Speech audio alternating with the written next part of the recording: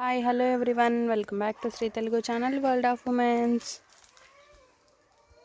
ఈరోజు మన వీడియో వచ్చేసి చికెన్ కర్రీ అండి. సో దానికోసం మనం ముందుగా ఆనియన్స్, టమాటో, పచ్చిమిర్చి, కొత్తిమీర కట్ చేసి పెట్టుకోవాలి. 2 పెద్ద ఆనియన్స్ తీసుకోండి, 3 టమాటోస్, ఒక 5 పచ్చిమిర్చి తీసుకోండి. ఇంకా కారం, ఉప్పు, పసుపు, అల్లం వెల్లుల్లి పేస్ట్, ఇంకా మసాలా అన్నమాట. ఇది ఇంట్లో చేసిన మసాలా అండి, చికెన్ మసాలా. మీరు ఒకవేళ బయట తెచ్చుకుంటే ఓకే. సో ఫస్ట్ చికెన్ని పసుపు వేసి మంచిగా 2 టైమ్స్ క్లీన్ చేసి పెట్టుకోవాలి. అందులో ధనియాల పొడి అంటే మనం అన్నీ వేసిన మసాలా ఉంది కదా, చికెన్ మసాలా, అది ఒక 2 స్పూన్స్ యాడ్ చేయండి. ఇంకా 1.5 స్పూన్ సాల్ట్ యాడ్ చేయండి. అలాగే 2 స్పూన్స్ ఏమో కారం యాడ్ చేయండి. ఇంకా 1/2 స్పూన్ ఏమో పసుపు యాడ్ చేయండి. ఇంకా అల్లం వెల్లుల్లి పేస్ట్ వచ్చేసి 2 స్పూన్స్ యాడ్ చేయండి. ఇవన్నీ వేసేసి మంచిగా ఒకసారి మిక్స్ చేసుకోండి. మంచిగా మిక్స్ చేసేసుకొని ఒక 20 మినిట్స్ అలా పక్కన పెట్టేసేసుకోండి. అప్పుడు మంచిగా చికెన్ మ్యారినేట్ అవుతుంది. ఒక కడాయి పెట్టుకొని అందులో ఆయిల్ వేసుకొని 2.5 స్పూన్స్ ఆయిల్ యాడ్ చేసుకోండి. యాడ్ చేసుకొని అందులో పచ్చిమిర్చి కట్ చేసి పెట్టుకున్నాం కదా, ఒక 5-6 వేసుకున్నామండి. మీరు కారం, ఉప్పు అనేది మీ టేస్ట్కి తగ్గట్టు వేసుకోండి. 1 kg చికెన్ తీసుకుంటున్నాం అనమాట మేమైతే. సో దానికి ఒక 6 పచ్చిమిర్చి అనుకుంటా, 5 to 6 కట్ చేశారు.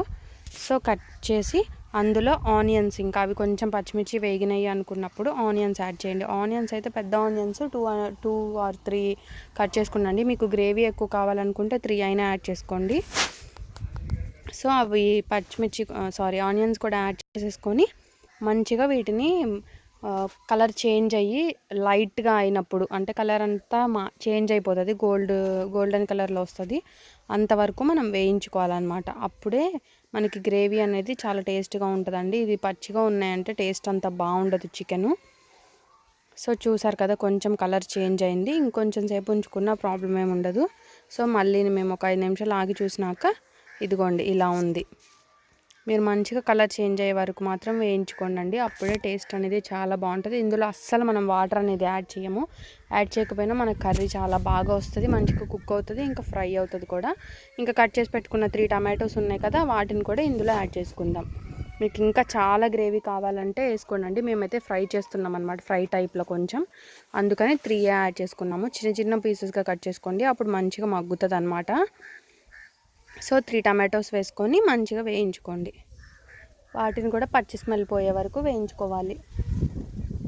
అందులో ఇప్పుడు మనం మ్యారినేట్ చేసి పెట్టుకున్న చికెన్ ఉంది కదా, అది మొత్తాన్ని ఆయిల్లో వేసేసేయండి. వేసేసి మంచిగా ఆనియన్స్ కలిసే వరకు మిక్స్ చేసుకోండి. ఇందులోనే ఫస్టే కొంచెం కొత్తిమీర వేసుకోండి, లాస్ట్లో కొంచెం ఉంచుకోండి, ఫస్ట్ ఇందులో కూడా కొంచెం వేసుకోండి. వేసుకొని మంచిగా కలిసే వరకు కలుపుకోవాలి. ఇది ఫ్రై టైప్లో ఉంటుందండి, చాలా టేస్టీగా ఉంటుంది. వాటర్ అసలు ఏమి వేయమన్నమాట. సో ఆనియన్స్ అంతా కలిసి ఆయిల్ అంతా చికెన్కి పట్టేలాగా కలుపుకోండి.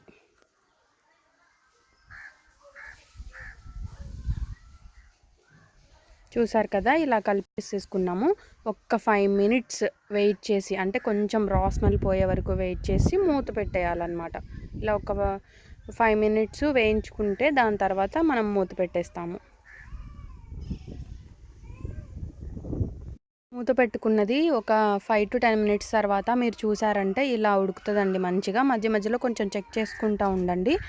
అలా వాటర్ అనేది వచ్చేసింది చూసారా బయటకి, అంటే ఈ వాటర్తోనే మనకి చికెన్ ఉడుకుతుంది అనమాట. సరిపోతుంది ఈ వాటర్తోనే.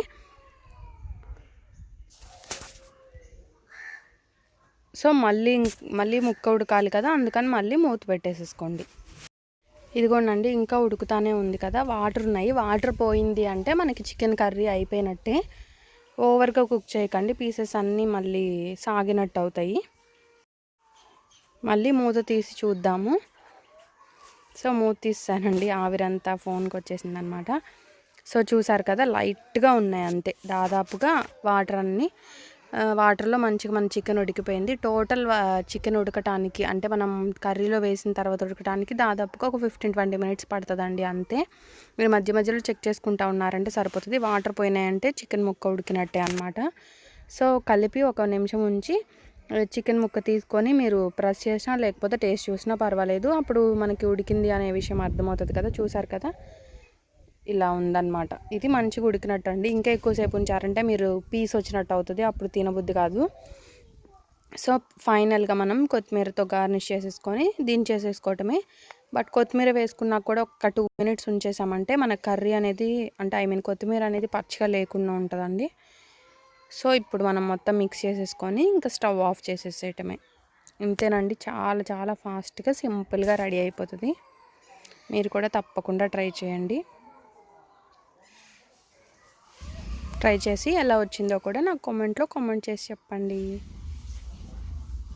ఫైనల్లీ మన చికెన్ కర్రీ అనేది రెడీ అయిపోయిందండి. మీకు ఈ రెసిపీ నచ్చితే తప్పకుండా లైక్ చేయండి. ఛానల్ని మీరు కొత్తగా చూస్తుంటే సబ్స్క్రైబ్ చేసుకోవడం మాత్రం మర్చిపోకండి. Thanks for watching.